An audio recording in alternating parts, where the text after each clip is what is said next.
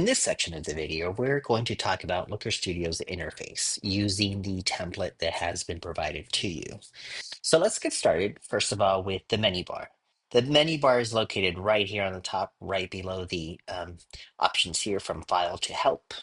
As you can see, you can zoom in or zoom out on your page report here.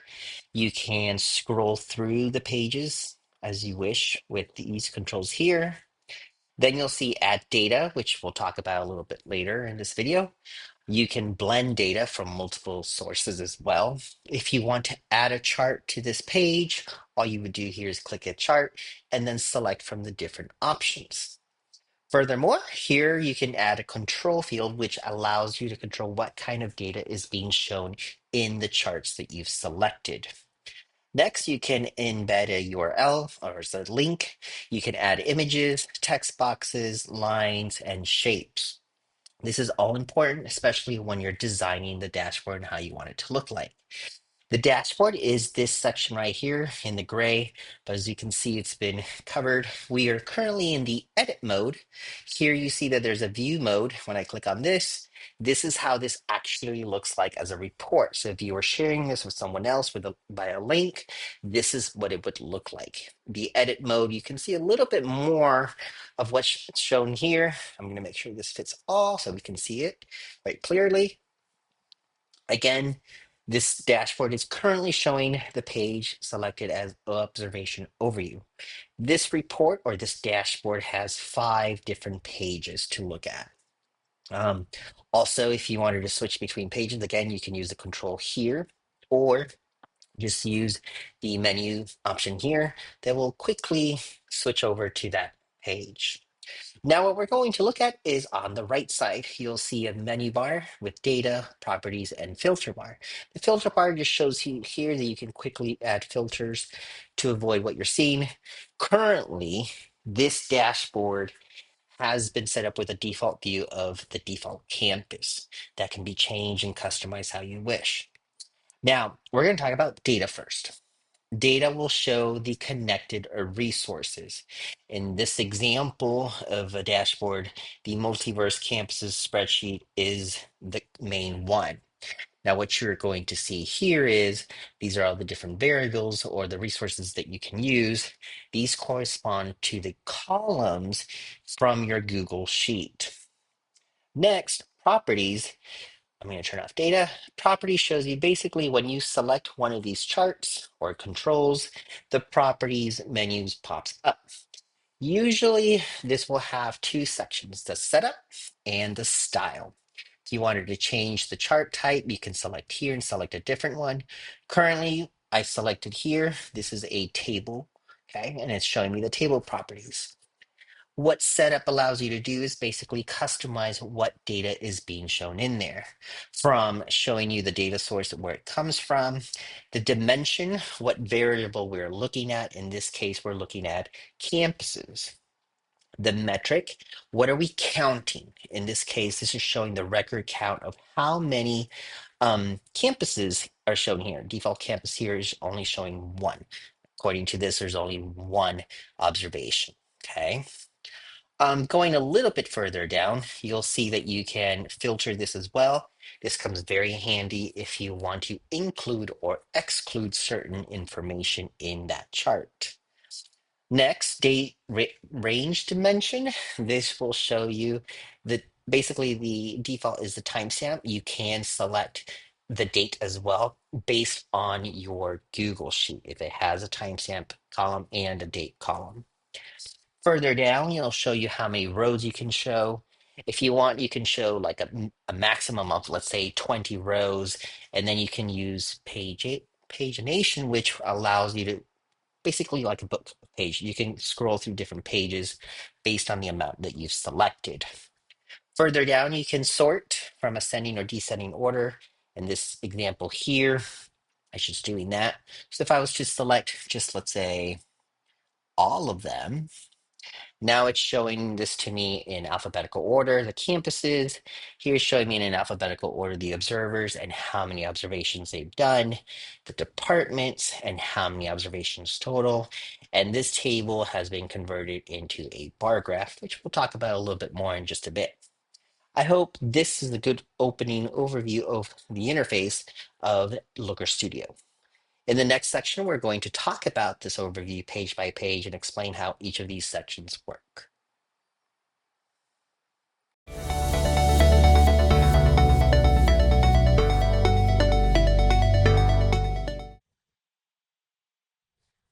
Okay, now we're going to talk about basically this dashboard completely.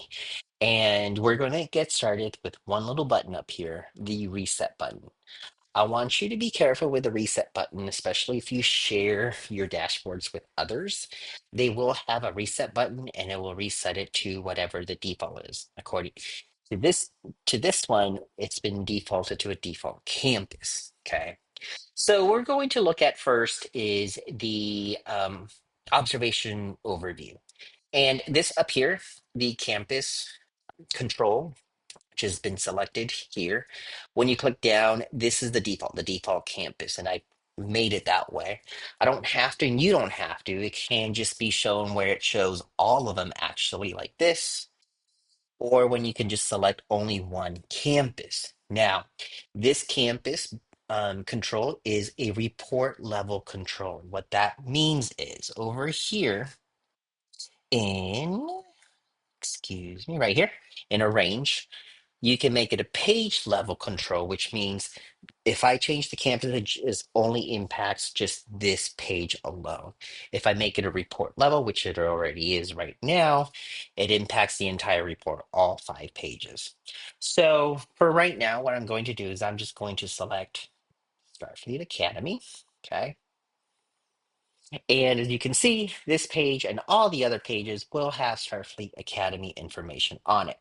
But let's get started with the observation overview.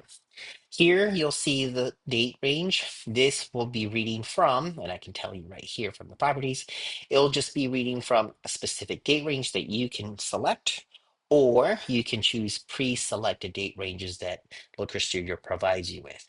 This is a great way, especially if you wanted to check up on observations that were conducted, let's say in a specific month or in a specific semester or quarter and so forth. Um, Again, the default campus is shown here. You can customize it and show it to all if you wish. Another important factor that you can use in your data is filtering. So for example, these tables here, down here, as you can see, filters on this chart. It doesn't have one right now that it's filtering anything off. In the control panel, as you can see, no filters. But if, let's say I wanted to avoid showing, for example, in this here, in this bar graph, I made a filter here of no data. Now you can add a filter, and that's simple as clicking here. These are the already created filters that I made, or you can create a new filter, quickly give it a name. So I'm just going to say filter name. And do I want to include or exclude? Let's say I wanted to actually exclude some information. I would select the field. It's reading from your spreadsheet. Let's say I wanted to exclude time of observation equals to, it's reading whatever selections are available from the time of observation column. So the choices were beginning, middle, or end of class period, right? So let's say I did not want to see any end of class periods. If I make this basically this formula, exclude time of observation when it equals to end of class period. When I click save, it will exclude any of those in my data. For right now, I'm just going to press cancel. That way I'm not using that filter and just keep it like this. And then we're going to go down to sorting, okay? I don't know about you, but I know it is easier to read certain information in either alphabetical order or from highest to lowest number and so forth. In this example here, you can see that it's sorted in descending order. That means from the maximum number to the lowest number. Or I can flip it up to ascending, which will show me from lowest to highest, and it will show it right there on the spot. Now, one important little variable that I do want to talk about is down here in chart interactions. This depends on the chart, okay? And you'll see cross filtering. What that means is it will cross filter to multiple charts in this page. What that further means is if I wanted to, let's say, for example, I wanted to see what James C. Kirk observations were conducted. So there were 76. Of those 76, now it's filtering, cross filtering across the other charts the department ones that he did, how many he did, and then the charts below. If I wanted to turn that off, I just click on it again and it comes back. Or let's say I want to see all the science ones. I can do that from here or here. When I click on it, it's showing me that these observers did this many science. Down here, of course, it's just showing how many science ones there were. And you can unclick on it and it will go back to normal again. That's observation overview. Let's look at the t-test ratings. And this one, we're still in Starfleet Academy, because remember, this was a report level control. Okay. And this is using a table, and it's simply showing the campus, the teacher's name, the t-test rating, who made the observation, and the date. On the right side, there are actually a couple components being used. Here's just a simple donut chart, or a, as they call it, is a pie chart. I like to call it a donut chart. Just looks like a donut. You can customize how the numbers look like, the spacing between the slices, but here we're using what are called scorecards. And in this example, I use just the title to show emphasis and match color coded to the t-test rating on the sides here. Here, just an overlook. So imagine those 900 plus observations from Starfleet Academy. I can quickly glance that we had a large number of proficient teachers this year, right? We didn't have that many needs improvement, just 15 observations observed that showed that. But if I wanted to get really specific, let's say I wanted to see those needs improvement, here I can just select only those 15 and it will quickly show me that information, who the teachers were, who observed them, and on what date. Now, let's say I actually want to come back, put it right there. Let's say I wanted to just look at one of the teachers and all their observations. If I click on the teacher's name, we're going to choose Belana Torres. She has 19. And on the chart here on the left, it's actually showing you in a sorted manner of by name. And then it's showing you the sort by the observation date. So you can see, especially here, again, this data has been randomized, but this will give you a very good outlook. Has a teacher been improving over time? Have different observers notice similarities or differences when they go observe this teacher? And then, of course, if you wanted to look at just the observers, hey, I want to know if one of the administrators is doing their observations. I can see just quickly here from the record count that Archer, he's only done 73, but yet Admiral Vance is doing amazing. They have 145 observations. If I want to look at very specific, oh, then I see that Marcus is really low. All right, let's see what Marcus has done. He's observed a lot of proficient teachers, a few developing, and just one accomplishing. Um, Maybe Admiral Marcus just likes to give proficients. Who knows? But you can see those kind of patterns in the data. So we're going to move on to department business by campus. This, since we've already selected Starfleet Academy, across is showing me the different departments. Again, this can be modified for an elementary level if you're looking at different classrooms, that grade levels, and so forth. This can be adapted to that. Here is showing you the highest departments. That means three of the highest content areas that were observed were ELA, math, and science. The lowest were other, PE, and language other than English here. Okay. In the TLAC practices, this goes back to what we were talking about when you select the checkboxes as the observation collection data. So, for example, I'd recommend multiple choices or drop downs. You can still use checkboxes, it's just going to be shown in this manner. So, for example, here, the observer selected expectations are visible, precise place observed, redirection radar, and moves. So when it's multiple stuff, you will see it look like one entire sentence or mini paragraph. Um, You might be giving the option of other, and the observer can type that down. Now, here, there's no really way to um, desegregate this data to show just expectations are visible or precise observe. That will happen if you choose just to choose the drop down or multiple choice. Again, it's going to depend on how you want to read this data and um, clarify it in a manner that you can understand it. Then the core questions one, this one had all across the board. It had drop downs, it had text and multiple choice and so forth. So, for example, here, what I really like about this sheet, even though it looks like a lot, let's say I'm having, as the observer or the administrator in this case, an evaluation with one of these teachers. So let's say, for example, I'm going to choose Benjamin Sisko here. Okay. Benjamin Sisko has a total of 12 observations in the year. And I can see quickly right here who's provided those observations. Now, what's really neat is, okay, let's say that, here, um, Ben had proficient, proficient, proficient, pretty good. Let me try to see if I can find one that has, and if not, we could just move on. Here we go. For example, here, ooh, these two is developing, right?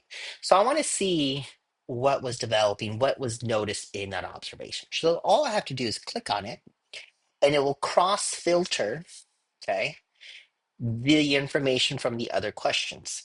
What was noticed in the classroom expectations? What were the instructional practices? What was observed with checking for understanding, and so forth. Maybe I want to see the next one that's provided 5 days later. I unclick this and then select this one, and then notice if any differences or similarities in this. So that's an overall view of how this dashboard works. Again, it's using a secondary, a more complex system that can be simplified in the elementary level. This is all going to be based on what kind of information you want to gather from walkthroughs. I hope this has been helpful. And in the next section, we're just going to look at it briefly how to start a brand new dashboard.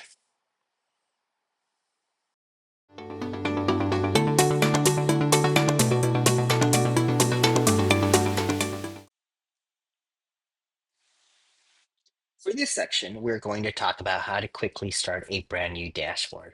Keep in mind that the dashboard that's been given to you is just to give you an overview and just see how different variables are being used for that. I can create multiple videos on the how-to steps, but I think it'll be best for you to learn Looker Studio by just playing around with it. So here, what we're going to do is we're just going to open a new tab.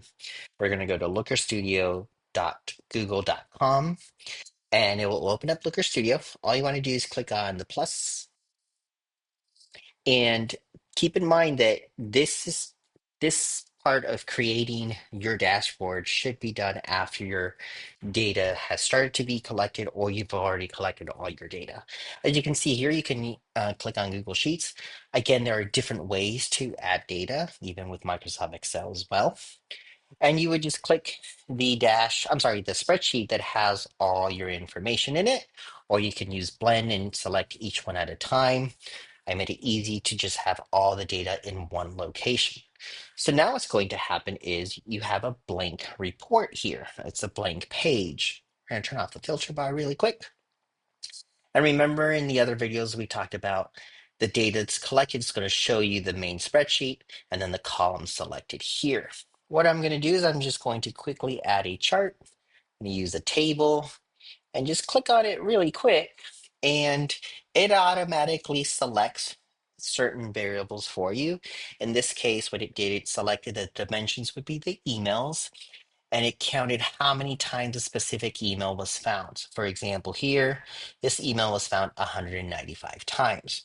Now, again, you can start manipulating this by changing the dimensions to different variables. So for example, here, this is showing me the number of total observations, the record count of how many South Parks there were.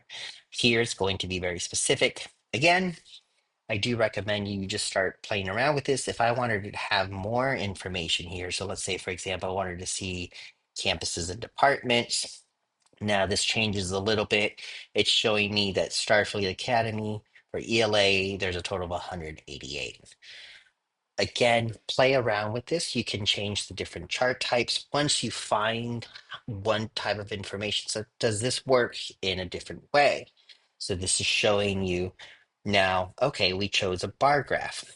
And in this bar graph, it's showing that the type of metric that we're using is the record count. Again, how many ELAs were done, how many social studies, all of this based on that campus alone. Again, this section right here, the dimensions and the metrics will vary with the type of chart that you select. So keep that in mind. Once you find something that you like and it works for you, then you can start manipulating and customizing the way it looks. You can add images, you can add charts. So for example, here that this graph, I'm sorry, this text was added as a text box. These shapes were added at the end so it looks better. So you can have a graph starting like this, which is completely fine. And once you get customized to modifying this to look nice, then you can move forward and, share your charts with others and so forth once it looks finished and complete. If you have any questions, please don't be afraid to reach out. I'm still learning Looker Studio. They keep changing how it looks like, the interface, and what new features. So keep an eye out for that. I wish this has been very helpful and good luck with your dashboards. Thank you.